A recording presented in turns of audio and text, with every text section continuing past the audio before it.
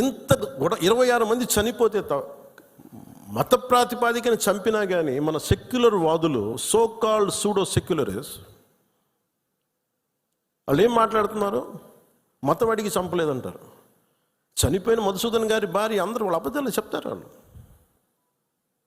పాకిస్తాన్ని ప్రేమిస్తా అంటారు. వీళ్ళందరూ ఇక్కడ భారతదేశంలో కూర్చొని మీరు పాకిస్తాన్ని ప్రేమిస్తుంటారు. మొన్న కొంతమంది నాయకులు డిబేట్లో మాట్లాడుతుంటే చూస్తున్నాను. మీరు పాకిస్తాన్ అంత ప్రేమిస్తే దయచేసి పాకిస్తాన్కి వెళ్ళిపోండి. ఇక్కడ ఎందుకు? పాకిస్తాన్ మీద మీకు అంత ప్రేమే ఉంటే ఇది మాట్లాడుతున్న పని ఏదైనా వీళ్ళందరూ కూర్చొని కాంగ్రెస్ నాయకులు వీళ్ళందరూ, కొంతమంది ఎమ్మెల్సీలు కూడా ఉన్నట్టుగా అనిపించింది నాకు చూస్తుంటే. ముఖ్యంగా సౌత్ నుంచి ఉన్నారు కొంతమంది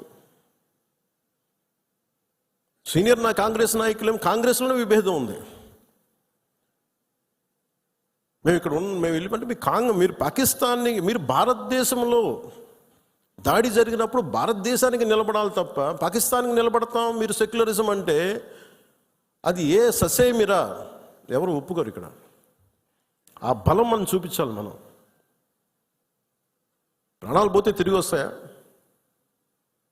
ఆయన ప్రాణాలు పోయినాయి, ఆయన బిడ్డల పరిస్థితి ఏంటి?